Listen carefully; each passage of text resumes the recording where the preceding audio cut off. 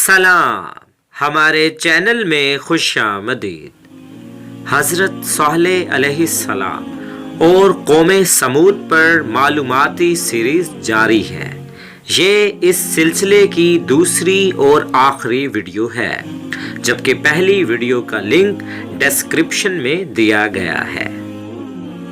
نبی خدا علیہ السلام کے انتباہ کرنے پر وہ لوگ خوف زدہ رہنے لگے کہ کہیں اونٹنی کو ہلاک کرنے پر عذاب الہی کے کوڑے ان پر نہ برس جائیں، تو یوں کوئی بھی براہ راست اس کو قتل کرنے پر آمادہ نہیں ہو رہا تھا۔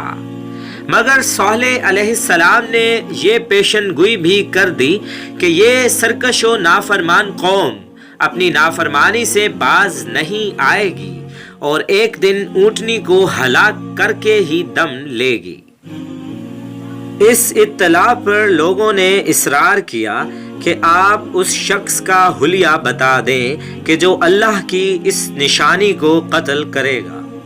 آپ علیہ السلام نے ان لوگوں کے بارہا اصرار کرنے پر اس شخص کا حلیہ بتا دیا کہ وہ بلی جیسی آنکھوں والا، سرخ چہرے والا، پستہ قد زناکار عورت کا لڑکا ہوگا، اور ساتھ ہی ساتھ یہ بھی بتا دیا کہ وہ شقی انسان ابھی پیدا نہیں ہوا۔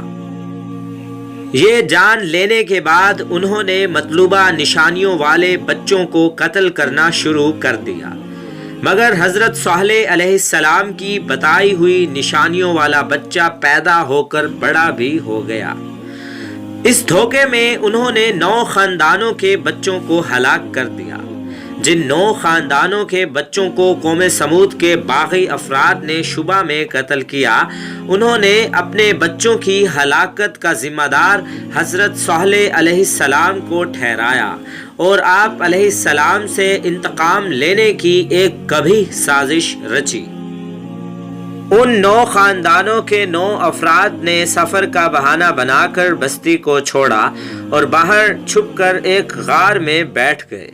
ان کا منصوبہ یہ تھا کہ رات کی تاریکی میں جناب صالح علیہ السلام کے گھر پر شب خون مار کر آپ کو قتل کر دیں اور صبح پتہ چلنے پر یہ بتایا جائے کہ ہم تو گزشتہ شب اس بستی میں موجود ہی نہ تھے اور سفر پر گئے ہوئے تھے۔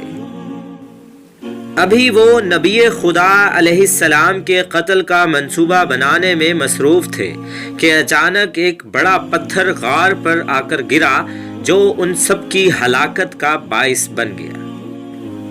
کچھ دن گزرنے کے بعد بستی کے لوگوں کو ان سازشیوں کی ہلاکت کا علم ہوا تو وہ سب حضرت صالح علیہ السلام کے پاس گئے اور بڑی بے ادبی کے ساتھ کہنے لگے، اے صالح، پہلے آپ نے ہمارے لڑکوں کو قتل کرایا اور پھر ان کے باپوں کو بھی مروا ڈالا، اور یہ سب اسی اونٹنی کی وجہ سے ہوا ہے، اور اب ہم اسے ہرگز زندہ نہ چھوڑیں گے۔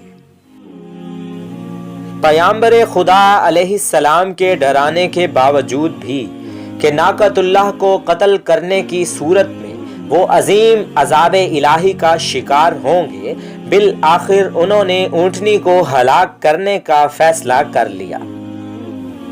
قوم سمود کی ایک مالدار عورت نے یہ شرط لگائی کہ جو اونٹنی پر پہلا وار کرے گا اس سے وہ اپنی بیٹی کی شادی کرائے گی۔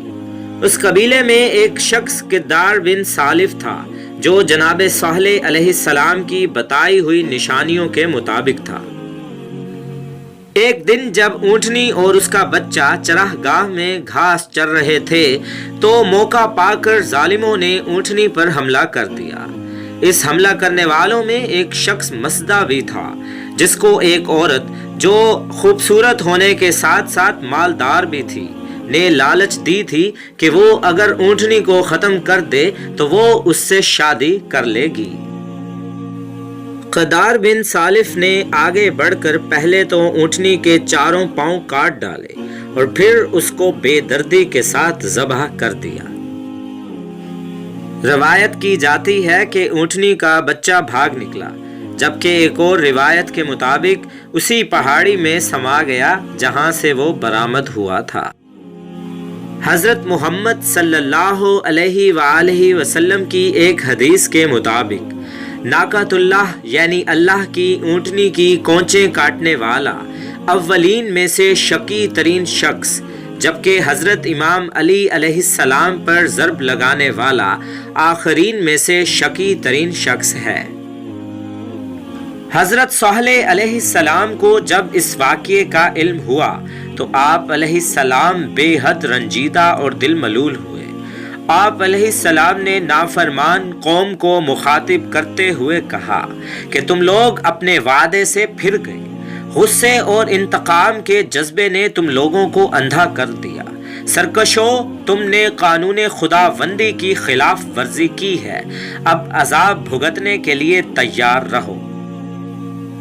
حیرت کی بات یہ ہے کہ اونٹنی کو ہلاک کرنے کے بعد قوم سمود کے افراد اظہار پشیمانی کرنے کے بجائے حضرت صالح علیہ السلام کو چیلنج کرتے ہوئے کہنے لگے، لے آؤ وہ عذاب کہ جس سے آپ ہمیں ڈرا رہے ہیں۔ حضرت صالح علیہ السلام نے خبردار کر دیا کہ عذاب الہی تم لوگوں سے نزدیک تر ہے، صرف 3 دن کی مہلت تمہارے پاس رہ گئی ہے۔ آخرکار عذاب الہی کا وقت آن پہنچا۔ پہلے دن ان کے چہرے زرد ہو گئے، دوسرے دن سرخ اور تیسرے دن سیاہ ہو گئے۔ ایک خوفناک چنگھاڑ کی آواز آئی جس نے ان کے بھیجوں کو پھاڑ کے رکھ دیا اور تمام قوم موت کی نیند سو گئی۔ صرف صالح علیہ السلام کے ماننے والے بچ گئے۔ بتایا جاتا ہے کہ ہلاک ہونے والوں کی تعداد 1500 خاندانوں پر مشتمل تھی، جبکہ ایمان لانے والے صرف 120 افراد تھے۔ عذاب پروردگار کے ظہور کے دن جب صبح ہونے لگی تو ہر طرف تباہی ہی تباہی تھی۔ بڑے بڑے عالیشان محل ویران اور کھنڈر بن گئے، جگہ جگہ لاشیں بکھری پڑی ہوئی تھیں۔ اللہ تعالیٰ نے ان کے محلات اور اونچے اونچے گھروں کو نشان عبرت بنا دیا۔ مدینہ منورہ کے شمال مغرب میں 6000 سال پرانے مدائن صالح کے نام سے موجود آثار قدیمہ اسی نافرمان قوم سے منسوب ہیں۔ جناب صالح علیہ السلام نے اس بستی کو چھوڑ دیا اور ملک شام کا رخ کیا، جبکہ کچھ روایتوں کے مطابق آپ علیہ السلام کچھ عرصہ رملہ میں گزارنے کے بعد واپس یہاں تشریف بھی لائے تھے۔ سورہ اعراف کے مطابق حضرت صالح علیہ السلام نے اس بستی کو چھوڑتے وقت ہلاک شدگان کو مخاطب کرتے ہوئے کہا، اے میری قوم، میں تو تمہاری خیر خواہی کرتا رہا مگر تم خیر خواہوں کو پسند ہی نہیں کرتے۔ Presented by History Mystery Channel. Thanks for watching this video. Like, comment and share this video with your friends.